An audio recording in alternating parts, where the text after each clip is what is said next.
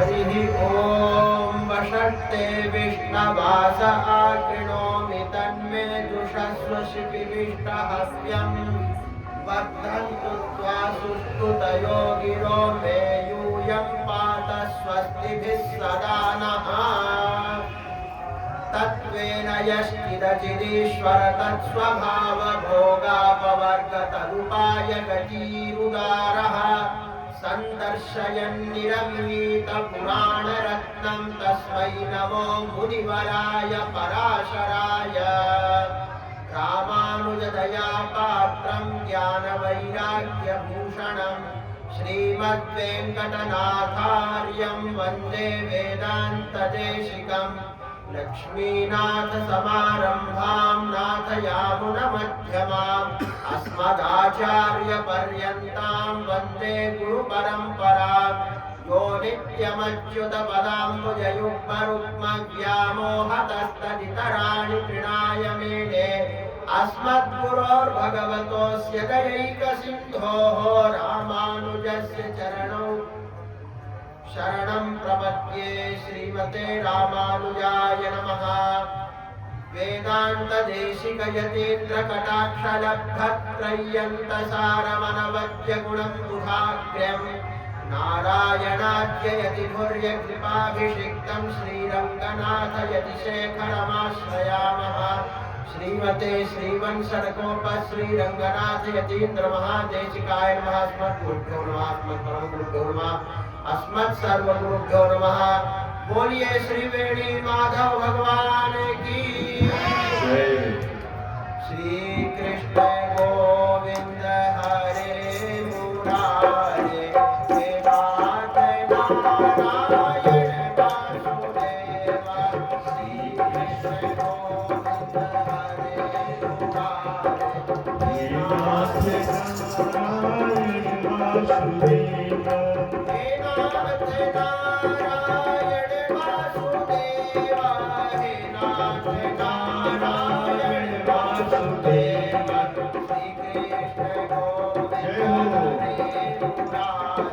हे नाथ नारायण वासुदेव।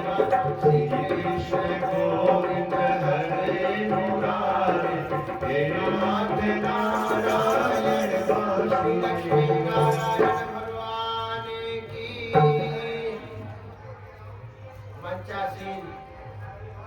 श्रद्धे पूज्य श्री प्रभाकर कृष्ण जी महाराज जिनके द्वारा आप सभी भगवान की कथा सुन रहे थे। समस्त उपस्थित भगवत प्रेमी भक्त वृंद, 2 दिन से हम नहीं आए, यहाँ कहीं व्यस्त थे। उसके पहले कथा चल रही थी भगवती महालक्ष्मी किस प्रकार प्रकट होती है, समुद्र मंथन से भगवान के वक्षस्थल में विराजती है। श्रीवत्स में भगवान और लक्ष्मी जी का विवाह होता है। वक्षस्थल में गई यानी भगवान के हृदय में ही वक्षो निवास मकरोत। भगवान के हृदय में भगवती महालक्ष्मी है, भगवती के हृदय में भगवान है, भगवान के हृदय में भगवती है। परस्पर इनका अपूर्व दिव्य प्रेम है, दिव्य दंपति हैं भगवान लक्ष्मी नारायण। ये दिव्य दंपति है, साधारण नहीं है, दिव्य है, अपराकृत दिव्य दंपति है। दैवतम दंपति नहा, वेदांत देशिक स्वामी जी कहते हैं कि हमारे देवता दिव्य दंपति लक्ष्मी नारायण है। बड़ी सुंदर एक बात, मध्व संप्रदाय में जो उडुपी में 8 मठ है, मध्व संप्रदाय के, उनमें 8 मठों में जो सबसे बड़ा मठ माना जाता है, 8 ही बड़े हैं, पर फिर भी सबसे पहला मठ माना जाता है पलिमार मठ, उडुपी में है ये। तो पलिमार मठ के स्वामी जी एक बार प्रवचन उनका हम सुन रहे थे। ये दक्षिण भारत में है उडुपी, जहाँ कृष्ण भगवान का मंदिर है, बाल रूप में भगवान कृष्ण है, दही मखने का मखानी पकड़े हुए। तो वहां पर जो है पलिमार मठ, 8 जो मध्वाचार्य जी के द्वारा स्थापित मठ है, उसमें पलिमार मठ पहला है। अष्टोत्कृष्ट उनको कहते हैं, 8 मठों में सबसे उत्कृष्ट है। तो वहाँ के वर्तमान स्वामी जी ने एक बहुत सुंदर बात कही भागवत के प्रवचन के संदर्भ में लक्ष्मी जी के प्रादुर्भाव का ही वर्णन करते हुए कि लक्ष्मी जी क्या है, बोले वेदादि ही लक्ष्मी है। भगवान का चिंतन, भगवान की भक्ति ही साक्षात महालक्ष्मी है। स्वामी जी के मुख से ये बात निकली। हमारे श्री वैष्णव संप्रदाय में तो लक्ष्मी जी आचार्य है, मध्य संप्रदाय में भी आचार्यों ने लक्ष्मी जी के स्तोत्र लिखे हैं। शंकराचार्य जी ने कनकधारा स्तोत्र किया है। पर उन्होंने बड़ा सुंदर एक बात कहा कि वेदादि ही लक्ष्मी है, भगवान का चिंतन ही लक्ष्मी है।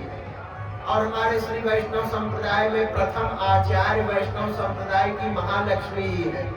महालक्ष्मी ने नारायण मंत्र विश्वक्सेन को दिया, विश्वक्सेन ने सतगोप स्वामी जी को दिया। धीरे धीरे रामानुजाचार्य से होते हुए सभी वैष्णव जगत में गया। तो पलिमार मठ के वर्तमान जो पीठाधीश्वर स्वामी जी हैं, उन्होंने बड़ा सुंदर इस बात को कहा कि भगवान का चिंतन ही लक्ष्मी जी है साक्षात। ये वेदादि ही लक्ष्मी है। वेद भगवान का चिंतन यही साक्षात परम पवित्र रूप में भगवती महालक्ष्मी के स्वरूप में है। यथा सर्व पावनी, सबको पावन करने वाली है, साक्षात भक्ति स्वरूपा ही है।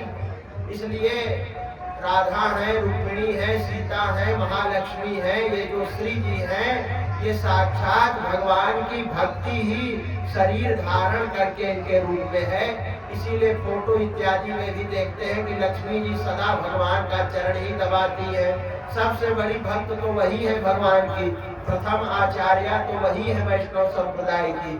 तो उनसे अधिक बड़ा भक्त कौन होगा? भक्तों में सर्वोपरि स्थान तो उन्हीं का है।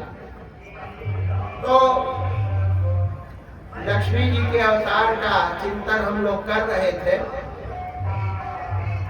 आज ये मौनी अमावस्या का दिन है। विष्णु पुराण में ही, जो विष्णु पुराण का हम यहाँ प्रवचन कर रहे हैं, इसी में आगे तीसरे अंश में लिखा है, श्री सनत कुमार उवाच वैशाख मासस्य च या तृतीया नवम्यसौ कार्तिक शुक्ल पक्षे नभस्य मासस्य च कृष्ण पक्ष त्रयोदशी पंचदशी च माघे एता युगाद्याः कथिताः पुराणेष्वनन्त पुण्यास्तिथयश्च तस्राः उपप्लवे चन्द्रमसो रवेश्च त्रिष्वष्टकास्वप्ययनद्वये च पानीयमप्यत्र तिलैर्विमिश्रम् दद्यात् पितृभ्यः प्रयतो मनुष्यः श्राद्धं कृतं तेन समासहस्रं रहस्यमेतत् पितरो वदन्ति। सनत कुमार ने कहा है कि 4 तिथियां ऐसी आती हैं वर्ष में कि उसमें पितरों के लिए जो तर्पण किया जाता है, उससे 1000 साल तक के लिए पितर तृप्त हो जाते हैं। बड़ा श्राद्ध की महिमा बताई है। कहा है ब्रह्मा विष्णु रुद्र सारे देवता, सारे ऋषि, सारे चींटी से लेकर ब्रह्मा तक सब तर्पण से तृप्त होते हैं। तर्पण तो नित्य कर्म है। षट कर्माणि दिने दिने, नित्य हवन, नित्य संध्या, नित्य गायत्री, नित्य तर्पण रोज करते हैं। लोग नहीं कर पाते तो अमावस्या को तो करना ही है, उसको भी नहीं कर पाते तो अब तो खाली पितृपक्ष में, उसमें भी रोज लोग नहीं कर पाते हैं, खाली अंतिम दिन महालय अमावस्या के दिन कर देते हैं। और कहीं कहीं तो देखा गया, देखते हैं हम लोग, अब जगह का नाम नहीं कहेंगे, वहां तो तर्पण करते ही नहीं है। तिथि पर खाली ब्राह्मण को बुला के दक्षिणा दे के भोजन करा दिए, उनका हो गया श्राद्ध। ऐसा नहीं है। तर्पण करने से विष्णु तृप्यताम, ब्रह्मा तृप्यताम, रुद्र तृप्यताम, इंद्र तृप्यताम, अंगिरा तृप्यताम, वशिष्ठ तृप्यताम, भृगु तृप्यताम, नारद तृप्यताम, कपिल तृप्यताम। ब्रह्मा विष्णु रुद्र इंद्र अग्नि सारे देवताओं को तर्पण में तृप्त करता है तर्पण करने वाला। तो ये तो नित्य कर्म है। यदि हर अमावस्या को महीने में न कर पाए तो कम से कम पितर पक्ष में प्रतिदिन तर्पण करना चाहिए। और नहीं कर पाए तो कोई बात नहीं, फिर एक ही दिन करे जिस दिन पितर उतरता है महालय अमावस्या को। तो वहां लिखा है, सनत कुमार जी कह रहे हैं विष्णु पुराण में कि 4 तिथियां ऐसी हैं कि जिनमें तर्पण करने से हजार हजार साल के लिए ऋषि, देवता और पितर तृप्त हो जाते हैं। वो चारों युगाद्या कथिता पुराणे, पुराणों में इनको युगादि तिथि कहा गया है। ये अतिशय पवित्र तिथियां हैं, 4 तिथियां, इनमें 4 युग प्रकट हुए। वैशाख शुक्ल तृतीया यानी अक्षय तृतीया, कार्तिक शुक्ल नवमी यानी अक्षय नवमी, भाद्रपद की कृष्ण पक्ष की त्रयोदशी और माघ कृष्ण पक्ष की अमावस्या। इनमें यदि तर्पण करते हैं पितरों का तो वो 1000 वर्ष के लिए तृप्त होते हैं, देवता भी ऋषि भी, क्योंकि तर्पण में देवताओं का पहले होता है, फिर ऋषियों का होता है, फिर दिव्य मनुष्यों का होता है, सबसे लास्ट में अपने पितरों का होता है। तर्पण का मतलब यही नहीं है कि खाली हमारे बाप दादा का ही होता है, पहले तो भगवान ही का तर्पण करते हैं। ब्रह्मा तृप्यताम, विष्णु तृप्यताम, रुद्र तृप्यताम कह के त्रिमूर्ति का ही तर्पण होता है। तो सबको हम तृप्त करते हैं श्रद्धा से, तीर्थ के जल से, गंगा के जल से, यमुना के जल से। नियम है कि जिस तीर्थ में जाएं वहां तर्पण करें। मथुरा गए तो यमुना के जल से तर्पण, अयोध्या गए तो सरयू के जल से, प्रयाग गए, काशी गए, श्रीरंगम गए तो कावेरी के जल से तर्पण। ये तो करना बड़ा मुख्य है। और यदि ब्राह्मण न उपलब्ध हो तो पुण्य नदी में स्नान करके अपने पिता पितामह आदि का नाम लेकर तस्मै स्वधा नमः कह के पितृ तीर्थ से उस पुण्य नदी का जल अपने पितरों को पिलाना चाहिए, तृप्त करते हैं। तो ये माघ, ये जो कार्तिक की अक्षय नवमी है, इस दिन सतयुग प्रारंभ हुआ था। अक्षय तृतीया जो बैसाख में है, इस दिन त्रेता प्रारंभ हुआ था। मौनी अमावस्या यानी आज के दिन से द्वापर प्रारंभ हुआ था और भादों के कृष्ण पक्ष की त्रयोदशी से कलयुग प्रारंभ हुआ था। तो अक्षय नवमी जो कार्तिक में आंवला नवमी पड़ती है, अक्षय नवमी, उस दिन सतयुग प्रारंभ हुआ। बैसाख अक्षय तृतीया से त्रेता प्रारंभ हुआ। मौनी अमावस्या आज के दिन से द्वापर युग प्रारंभ हुआ और भाद्र कृष्ण त्रयोदशी को कलयुग प्रारंभ हुआ। ये 4 युगाद्या, युगादि तिथियां हैं, इसलिए यह बड़ी पवित्र होती हैं। इसलिए इनमें बड़ा फल है तर्पण का और हजार हजार साल के लिए पितर तृप्त होते हैं। ऐसा पवित्र दिन आज है। आगे कहते हैं, श्राद्धम पराम तृप्ति मुपेत्य तेना युगम सहस्रम पितर स्वपन्ति, गंगाम शतद्रुम यमुनां विपाशां सरस्वतीं नैविष गोमतीं वा तत्रावगाह्यार्चनमादरेण कृत्वा पितॄणां दुरिता निहन्ति, गायन्ति चैतः पितरः कदानु वर्षा मघा तृप्तिमवाप्य भूयः, माघासितान्ते शुभतीर्थ तोयैः यास्याम तृप्तिं तनयादि दत्तैः। कहते हैं गंगा, शतद्रु, यमुना, विपाशा, सरस्वती और नैमिषारण्य में गोमती, ये पुण्य नदियों का जल सदा ही पितर देखते हैं कि कब इन तीर्थों की यात्रा मेरा वंशधर करेगा और इनके पवित्र जल से मुझको तृप्त करेगा। और माघा सितांते शुभ तीर्थ तो यही, माघ में अमावस्या आदि में या माघ में तो हर तिथि ही पवित्र है, इस दिन कौन तृप्त करेगा हमको, इस प्रकार पितर जो है इच्छा करते हैं। तो तीर्थ के स्नान का पुण्य, जब उस तीर्थ के जल का तर्पण करके उस पितरों के लिए उनके वंशज करते हैं तो पितरों को भी उस तीर्थ का फल सहज में मिल जाता है। तो ये सब श्रद्धा भक्ति से करना चाहिए। आज वही दिन है, इसलिए थोड़ा हमने संकेत किया कि ये बड़ा श्रेष्ठ दिन है।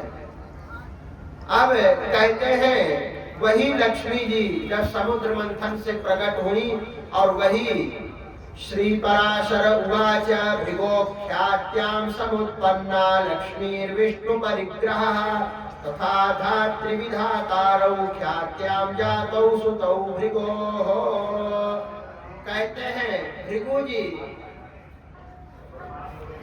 की पत्नी ख्याति में समुत्पन्ना लक्ष्मीर विष्णु परिग्रहः, लक्ष्मी जी प्रकट भई और भगवान विष्णु की पत्नी बनी। धाता और विधाता दो पुत्र उनके हुए। फिर बहुत भृगु जी की उत्पत्ति अग्नि भगवान ब्रह्मा के पुत्र रूप से अग्नि भगवान प्रकट हुए। अग्निश्वात आदि पितरों का वर्णन। बरहिषद जो पितर सोमयाग करके मरे हैं, सोमयाग अग्निहोत्री ब्राह्मण करते हैं, बड़ा उत्तम कर्म है ये। अग्निष्टोम, अतिरात्र, सोमयाग ये सब अग्निहोत्र करने वाले करते हैं। तो वहाँ हमारे अयोध्या में, काशी में बहुत से अग्निहोत्री आज भी हैं और दक्षिण में तो बहुत संख्या में है। तो ये सोमयाग आदि जो करके जाते हैं वो सोमपाह पितर तृप्यंता, सोमपान कर चुके हमारे पितर तृप्त हो। जो सोम यज्ञ आदि नहीं किए फिर भी उनका अग्नि में अग्नि संस्कार हुआ, वो अग्निश्वाता पितर तृप्यताम सब आता है, तर्पण में बोला जाता है। तो ये सब है, सब पितरों का वर्णन किया। कहते हैं योसावक्यभिमानी स्यात् ब्रह्मणस्तनयोग्रजः तस्मात् स्वाहा सुतान् लेभे त्रीनुदारौ यशोधिजा पावकं पवमानं तु शुचिं चापि जलाशिनम्। कहते हैं अग्नि भगवान ब्रह्मा के ज्येष्ठ पुत्र हैं अग्निदेव। अग्नि के जो अभिमानी देवता अग्नि भगवान हैं, ब्रह्मा के पुत्र हैं। उनके स्वाहा नाम की पत्नी से अति तेजस्वी पावक पवमान और जल को भक्षण करने वाले शुचि नाम के पुत्र हुए। ये सब है। अब यहाँ श्री ध्रुव का चरित्र कहा जा रहा है, भक्त ध्रुव का चरित्र। कहते हैं ध्रुव जी, वही कथा है भागवत में भी जो है वही यहाँ है। ध्रुव जी पिता की गोद में चढ़ना चाहते थे, नहीं चढ़ने दिया। अपनी माता जी के पास गए। माता जी ने कहा कि अच्छी बात कही तुम्हारी सौतेली माँ ने कि पुण्य अर्जन करो तभी उत्तम पद मिलेगा। लेकिन भागवत में तो स्पष्ट सुनीति ने कहा है कि भगवान नारायण की शरण जाने से ही भोग और मोक्ष की प्राप्ति होती है, पर यहाँ नहीं है ऐसा। सुनीति ने ये कहा हो कि भगवान नारायण की आराधना करो, ऐसा यहाँ नहीं है। सब पुराणों में कुछ न कुछ अंतर होता ही है। तो ये वहां से चल दिए और 7 ऋषि मृगशाला पे बैठे हुए इनको मिले। इन्होंने अपनी बात बताई कि हमारी सौतेली माता ने हमारा घोर अपमान किया है, हमको सहन नहीं हो रहा है, महान कष्ट है, उनके दुर्वचन से हम विद्ध हो रहे हैं, सहा नहीं जा रहा। मैं ऐसा पद चाहता हूँ कि जहाँ कोई ना गया हो, सर्वोत्कृष्ट पद हो, वहां मैं उस पद पर बैठना चाहता हूँ। तो 7 ऋषि बोले मरीचिरुवाच अनाराधित गोविंदैर नरस्थानम नृपात्मजा नहि संप्राप्यते श्रेष्ठम तस्माद् आराधयाच्युतम। भगवान गोविंद की आराधना किए बिना श्रेष्ठ स्थान है राजकुमार नहीं मिलता, इसलिए अच्युत की आराधना करो। मरीचि ऋषि ऐसा कह रहे हैं। मरीचि ब्रह्मा के पुत्र हैं और मरीचि के पुत्र कश्यप हैं और कश्यप के ही पुत्र देवता, दानव, गरुड़, अरुण, ये नाग सब हैं। अब अत्रि ऋषि जो अनसुईया के पति हैं, जिनके पुत्र दुर्वासा, दत्तात्रेय और चंद्रमा हुए, वो अत्रि ऋषि बोले परपराणाम पुरुषो यस्य तुष्टो जनार्दनः सत् प्राप्नोत्यक्षयं स्थानमेतत् सत्यं मयोदितम्। जो प्रकृति से परे हैं ऐसे पुराण पुरुष जनार्दन की सेवा करने से अक्षय स्थान मिलता है, ये सत्य मैं कह रहा हूँ। अब अंगिरा ऋषि कहते हैं यस्यान्तः सर्वमेवेदमच्युतस्याव्ययात्मनः तमाराधय गोविंदम स्थानमग्रम यदीच्छसि। अगर अग्रिम स्थान में बैठने की इच्छा हो तो अव्यय आत्मनः, जिनकी आत्मा का व्यय नहीं होता, जो अविनाशी है, उन भगवान गोविंद की आराधना करो। अब पुलस्त ऋषि कह रहे हैं परम ब्रह्म परम धाम योसौ ब्रह्म तथा परम तमाराध्य हरिम याति मुक्तिमप्यति दुर्लभाम। जो परम ब्रह्म है, परम धाम है और परस्वरूप है, उन हरि की आराधना करके अति दुर्लभ मुक्ति की भी प्राप्ति हो सकती है। तो अन्य पद की क्या है? पुनः ऋषि कह रहे हैं ऐन्द्रमिन्द्र परम स्थानम यमाराध्य जगत्पतिम प्राप यज्ञपतिम विष्णुम तमाराधय सुव्रता। जिन जगतपति की आराधना से यज्ञों द्वारा आराधना करके इंद्र ने देवराज का पद प्राप्त किया, उन्हीं यज्ञपति यज्ञो वही विष्णु वेद कहता है। ऐसे विष्णु की आराधना करो। ये पुनः ऋषि पुलस्त के भाई है पुला, वो भी ब्रह्मा के पुत्र है कहते हैं। अब क्रतु ऋषि कहते हैं यो यज्ञ पुरुषो यज्ञो योगेशः परमः पुमान् तस्मिन् स्तुष्टे यतः प्राप्यं किं तदस्ति जनार्दने। जो परम पुरुष यज्ञ और योगेश्वर हैं, उन जनार्दन के संतुष्ट होने पर कौन सी वस्तु दुर्लभ रह सकती है। फिर वशिष्ठ जी कहते हैं प्राप्नोष्याराधिते विष्णु मनसा यद्यदिच्छसि त्रैलोक्यांतर्गतं स्थानं किमुवत्सोत्तमोत्तमम्।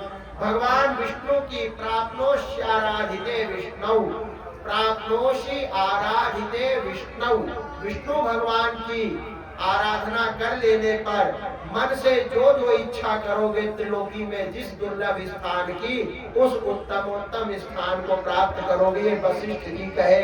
सातों ऋषियों ने भगवान विष्णु की ही शरण लेने का ध्रुव को उपदेश दिया। भागवत में नारद जी ने उपदेश दिया है ध्रुव को, यहाँ सप्तर्षियों ने किया है। नारद जी भी भगवान के भक्त हैं। पांचरात्र आगम का भगवान नारायण ने नारद जी को उपदेश किया है। महाभारत में देखने से पता चलता है नारद परम विष्णु भक्त है। और सप्तर्षि भी भगवान के ही भक्त हैं, सब भगवान के ही अनुरागी हैं, इसमें क्या संदेह है। अब कहा क्या जप करे, तो इन्होंने मंत्र का उपदेश किया। हिरण्यगर्भ पुरुष प्रधान व्यक्त रूपिणे ओम नमो वासुदेवाय शुद्ध ज्ञान स्वरूपिणे एतज्जजाप भगवान जप्यं स्वायंभुवो मनुः पितामहस्तव पुरा तस्य तुष्टो जनार्दनः ददौ यथाभिलषितां सिद्धिं त्रैलोक्य दुर्लभां तथा त्वमपि गोविंदं तोषयैतत् सदा जपन्। द्वादशाक्षर मंत्र का उपदेश किया और कहा इसी द्वादश अक्षर मंत्र का जप भगवान विष्णु को प्रसन्न करने के लिए स्वयंभू मनु ने भी किया था। मानस में आता है वो कथा। भगवान महाविष्णु वहां आकर उनको दर्शन देते हैं।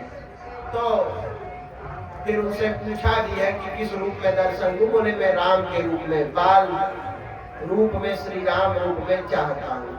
तो वही कहा कि जनार्दन ने द्वादश अक्षर मंत्र से ही तुम्हारे बाबा जो मनु थे, क्योंकि इनके पिता उत्तानपाद है, उनके पिता स्वयंभू मनु है और शतरूपा इनकी दादी है। तो कहा तुमको भगवान दर्शन देंगे। गदौ यथा विलसितां सिद्धिं त्रैलोक्य दुर्लभां तथा त्वमपि गोविंदं तोषयैतत् सदा जपन्। गोविंद को प्रसन्न करके इसका जाप करो। यहाँ द्वादश अक्षर मंत्र नहीं लिखा है, भागवत में तो लिख दिया है, यहाँ नहीं है। यहाँ लिखा है हिरण्यगर्भ पुरुष प्रधाना व्यक्त रूपिणे ओम नमो वासुदेवाय शुद्ध ज्ञान स्वरूपिणे। लेकिन आगे एक अध्याय के बाद लिखा है कि ध्रुव ने द्वादश अक्षर मंत्र जपा, यही विष्णु पुराण में ही, और भागवत में भी यही लिखा है और मानस में भी यही है। और यहाँ कहा है मनु ने वही मंत्र जपा। तो द्वादश अक्षर मंत्र को वासुदेव पद करूं चौपाई भी है। तो यहाँ फिर घुमा के क्यों कहा, श्लोक रूप में क्यों कहा? तो यहाँ एंगलालवान नाम से जो है विष्णुचित्त नाम एक महापंडित थे, विष्णु पुराण की विष्णुचित्त की टीका लिखी है उन्होंने, बड़े उत्तम टीका लिखी है। वो कहते हैं हिरण्येति हिरण्मयस्य गर्भो भूत हिरण्यस्यापि गर्भजा तस्मात् हिरण्यगर्भ तम पुराणज्ञाः। हिरण्मयस्य गर्भो भूत हिरण्यस्यापि गर्भजः तस्मात् हिरण्यगर्भं तम पुराणज्ञाः प्रचक्षिणे इति भारते। ये महाभारत का श्लोक है। हिरण्यगर्भ शब्द निरूप्या हिरण्मयम् ब्रह्मांडम गर्भे यस्य सा हिरण्यगर्भः। हिरण्मय माने ये ब्रह्मांड ही जिस परमात्मा के अंदर है, जिसके गर्भ में छिपा है, वो हिरण्यगर्भ है। सचात्र पुरुषादि समभिव्याहारात् कालात्मा ज्ञेया हिरण्यगर्भा व्यष्टि पुरुषः समष्टि इति केचित्। अत्र द्वादशाक्षर मंत्रो विवक्षितः लैंगादिषु ध्रुवस्य तन्मन्त्रोपदेशः प्रसिद्धेः। स तु रहस्योपदेष्टव्यत्वादत्र यथा पाठे न पठितः तदाविति तथा त्वमिति कुलदेवता मंत्रो ही शीघ्रं सिद्ध्यति। तुम्हारे कुल देवता है नारायण, तुम्हारे बाबा मनु ने भी इन्हीं की आराधना की, शीघ्र सिद्धि होगी। ये मंत्र 12 अक्षर अगर ऐसे ही पुराण में लिख लेंगे तो इसकी गोपनीयता कहाँ रह जाएगी, ये कह रहे हैं। अगर ऐसे ही लिख देंगे तो सब लोग पढ़ लेंगे तो फिर उसकी गोपनीयता खत्म हो जाएगी। इसीलिए श्लोक बना करके घुमाया है। बाकी सभी पुराणों में ध्रुव ने 12 अक्षरी मंत्र ही जपा, ये सिद्ध बात है और विष्णु पुराण में ही आगे कहा जाएगा। ये टीकाकार ने लिखा कि गोपनीय होने के कारण छिपाया। ये यमुना तट पर मधुबन में आए, वहाँ भगवान का ध्यान करना हुआ। जब बाएं पैर पे खड़े होने लगे पृथ्वी बाईं ओर झुक गई, दाएं पैर तो दाईं ओर। अंगूठे पे जब हुआ तो भूकंप आ गया, सब देवताओं में हलचल हो गई। आतुर कुष्मांड आदि उप देवताओं ने नाना रूप धारण करके ध्रुव की समाधि भंग करने का उद्यम किया। इनकी माता का रूप धारण किया, माया करके माता कहती है अभी तो खेलने कूदने का समय है। फिर युवावस्था में सब अपना दायित्व वहन और विषय भोगों के उपभोग का समय है। वृद्ध होने पर ईश्वर भक्ति करनी चाहिए। तू तो शुरू से ही जीवन को तपस्या में लगा दिया, बेटा तपस्या छोड़ दे।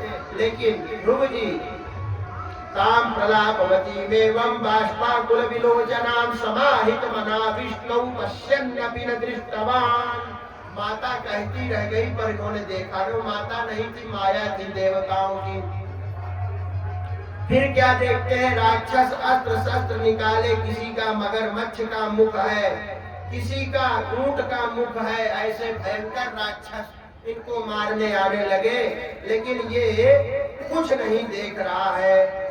एकाग्रचेता सततं विष्णुमेवात्मसंश्रयं दृष्टवान् पृथिवीराज पुत्रो नान्यं कथंचन। भगवान विष्णु के चतुर्भुज रूप का ध्यान छोड़कर ध्रुव ने कुछ भी नहीं देखा। सारी राक्षस लोग माया करके हार गए। तब देवता लोग परमात्मा ते समेत्य जगद्योनि मनादि निधनं हरिं शरण्यं शरणं याताः तपसा तस्य तापिताः। उनके तपस्या से त्रिलोकी जलने लगी। देवता लोग भी परमात्मा के पास गए। उन्होंने कहा वो इंद्र बनना चाहता है, सूर्य बनना चाहता है, वरुण बनना चाहता है, चंद्रमा बनना चाहता है, कुबेर बनना चाहता है। भगवान बोले कुछ नहीं, मैं जा रहा हूँ, तुम लोग घबराओ मत, तुम्हारा पद वो नहीं चाहता। भगवान वहां पर आए और भगवान वहां पर भगवान अपि सर्वात्मा तन्मयत्वेन तोषितः गत्वा ध्रुवमुवाचेदं चतुर्भुज वपुर्हरि। चतुर्भुज वपुर्हरि, चतुर्भुज वपु होकर शंख चक्र गदा पद्म धारण करके परमात्मा वहां प्रकट हो गए। बोलिए श्री विष्णु भगवान की। भगवान कहते हैं तन्मयत्वेन तोषिता, ध्रुव जो था तन्मय हो गया था भगवान में, इससे भगवान संतुष्ट हो गए, प्रसन्न हो गए। भगवान श्रुत्वेत्थं गदितं तस्य देवदेवस्य बालकः उन्मीलिताक्षो ददृशे ध्यानदृष्टं हरिं पुरं। शंख चक्र गदा शार्ङ्ग वरासिधरमच्युतं किरीटिनं समा जगाम शिरसा महीम शंख चक्र गदा सारंग वरासि धर्मच्युतम।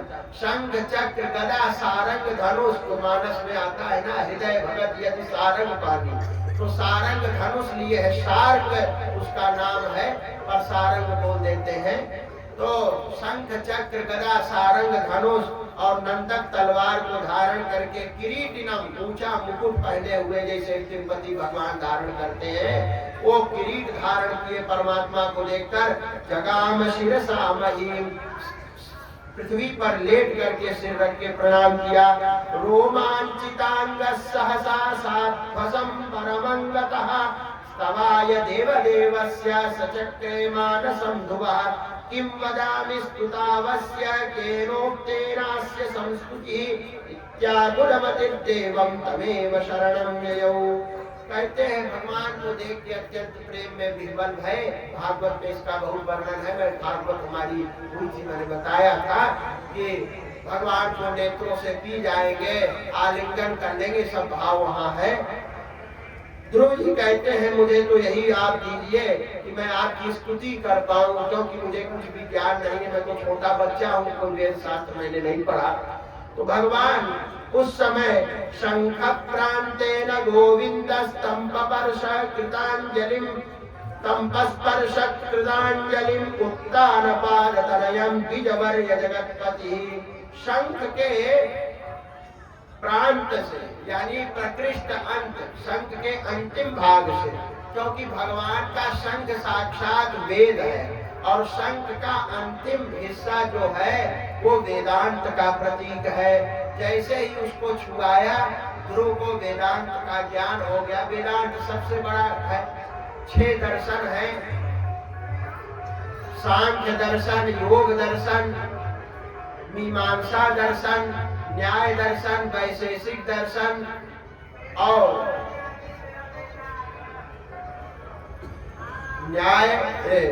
न्याय वैशेषिक, सांख्य, मीमांसा, योग और वेदांत, ये 6 दर्शन हैं। इनमें वेदांत सर्वोत्तम है। तो वो जब छुआ दिया तो उनको सब ज्ञान हो गया वेदांत की, सिद्धांत का, और भगवान की वो स्तुति करने लगा।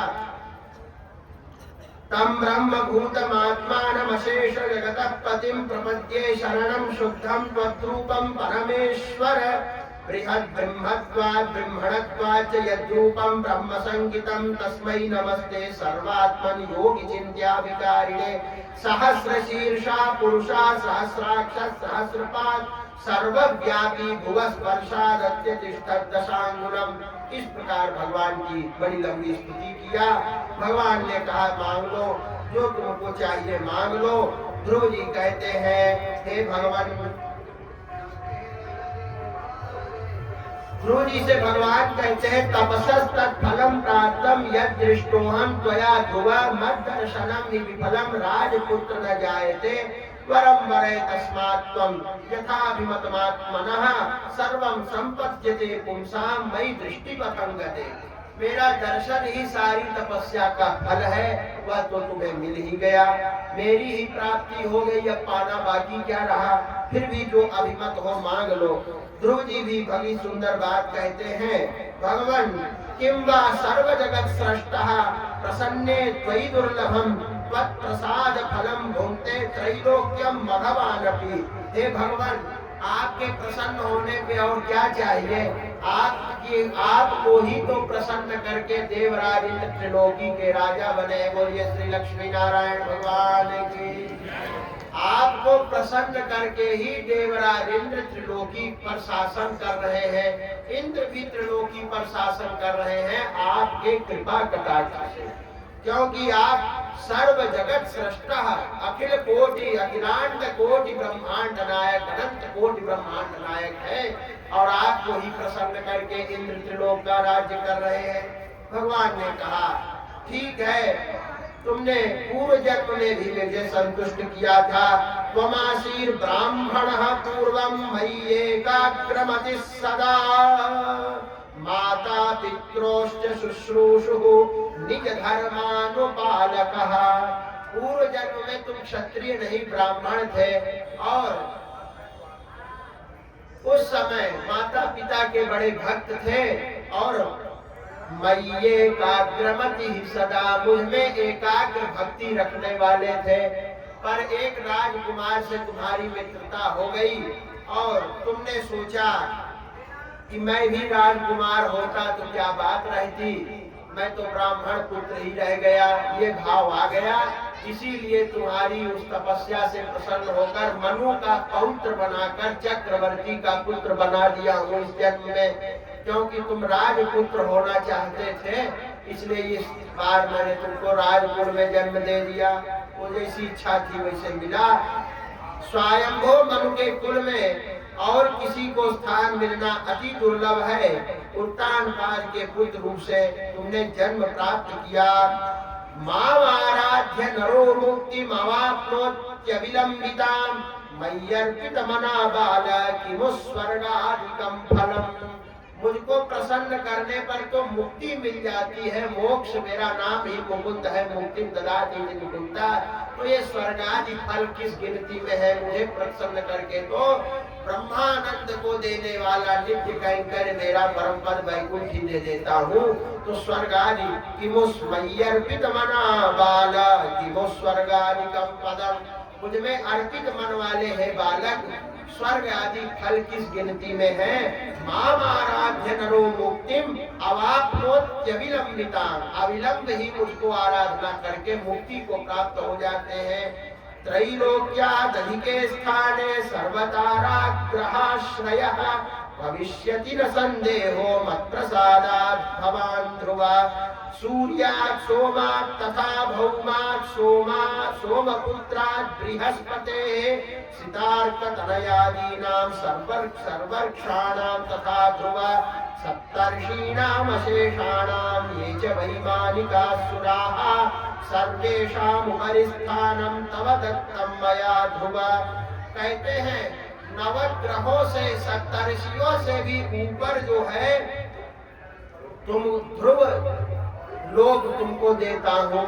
ये ध्रुव तारा जो है ये ध्रुव ही है, ये सप्तर्षि जो तारा बन के आकाश में है और नवग्रह जो है इनसे भी ऊपर ध्रुव तारा है। तो ये सब तुम्हारे नीचे रहेंगे और तुम इन सब से ऊपर। इसी बात को नारायणाष्टक में पित्रा भ्रातरमुत्तमासनगतं ह्यौतानपादिर्ध्रुवो दृष्ट्वा तत्सममारुरुक्षुरधिकं मात्रावमानं गतः यं गत्वा शरणं यदा तपसा हेमाद्रिसिंहासनम् आर्तत्राणपरायणः स भगवान् नारायणो मे गतिः। ध्रुव का ये श्लोक में वर्णन है। तो कहते हैं नवग्रह सप्तर्षि और विमानचारी देवताओं से ऊपर देता हूँ। देवताओं में कोई चतुर्युग पर्यंत स्वर्ग में रहते हैं, इंद्र वगैरह एक मनवंतर रहते हैं, एक कल्प में 14 इंद्र बदलते हैं। तुम तो पूरे एक कल्प तक स्थिर रहोगे, मनवंतर भी नहीं, इतना बड़ा। और तुम्हारी माता सुनीति भी तारा बन करके वही रहेगी, जो समाहित चित्त से सायंकाल और प्रातः काल तुम्हारा गुण कीर्तन करेंगे, उन्हें पुण्य होगा। कहते हैं स्वयं शुश्रूषणात् धर्म्यान् माता पित्रोश्च वै तथा द्वादशाक्षर माहात्म्यात् तपसश्च प्रभावतः। देखिए यहाँ 12 अक्षर लिखाया, 12 अक्षर के प्रभाव से दैत्यों के गुरु शुक्राचार्य भी कहते हैं अहोस्य तपसो वीर्यम् अहोस्य तपसः फलम् यदेनं पुरतः कृत्वा ध्रुवं सप्तर्षयः स्थिताः। शुक्राचार्य जी कहते हैं अहो कैसी तपस्या ध्रुव ने की, ऐसा तपस्या का फल कि सप्तर्षि भी इनको आगे करके चलते हैं आकाश मंडल में। ध्रुव जी को जो कोख में धारण की वह माता सुनीति भी धन्य है। शुक्राचार्य जी पूरी पूरी प्रशंसा करते हैं, भागवत में नारद जी करते हैं। शुक्राचार्य भी भगवान के भक्त ही हैं। वामन भगवान की कथा जिसने भागवत में पढ़ी होगी वह जानता है। शुक्राचार्य जी ने कहा है मंत्र तंत्र तच्छिद्रम देश कालारवस्तुतः सर्वं करोति निश्चिद्रम नाम संकीर्तनम तव। लेकिन वह बलि को बचाना चाहते थे, बलि का राज्य, इसलिए दान देने से रोका था, अन्यथा वे भी भगवान के भक्त ही हैं, इसमें कोई संदेह नहीं। कहते हैं जो व्यक्ति ध्रुव के इस दिव्य लोक प्राप्ति के प्रसंग का कीर्तन करता है वही गति प्राप्त करता है। वह परलोक में रहे या इहलोक में रहे, कभी अपने स्थान से च्युत नहीं होता, अपने पद से नीचे नहीं गिरता, आगे ही आगे बढ़ता रहता है और समस्त मंगल सर्वकल स्थानम शब्द अपने स्थान से कभी नीचे नहीं गिरता। दिव्या यदि वा भूमि, चाहे और देवलोक में रहे चाहे मर्त्यलोक में रहे, सर्व कल्याण संयुक्तो दीर्घकालम सजीवती, और सभी कल्याण मंगलों से परिपूर्ण, समस्त सन्मंगलानि भवन्तु, सभी मंगल कल्याण से युक्त होकर के, और वह जो है जो इस ध्रुव के चरित्र का अनुभव करता है, अनुसंधान करता है, सभी कल्याणों से संयुक्त होकर दीर्घ कालम सजीवती, आयु आरोग्य से संपन्न होता है। ये इसका वर्णन है। और भागवत में तो बड़ा सुंदर है कि वैकुंठ कैसे गए ध्रुव जी भगवान के धाम, और ले तुम ताम भगवतपुरम, भगवान के पद परम पद ले जाते हैं, और मृत्यु देवता के सर पे पैर रख के विमान पर बैठ के वैकुंठ ध्रुव जी गए, वो भागवत में है। यहाँ तो बस इतना ही है, इतना ही कहते हुए वाणी को विराम दे रहे हैं, समय ज्यादा हो गया। पूज्य मानस सम्राट मुरारी जी महाराज विराजमान हो चुके हैं, यही वाणी को विराम। आगे आप लोग श्री राम कथा का रसपान करें। बोलिए श्री लक्ष्मी नारायण भगवान की, श्री सीता रामचंद्र भगवान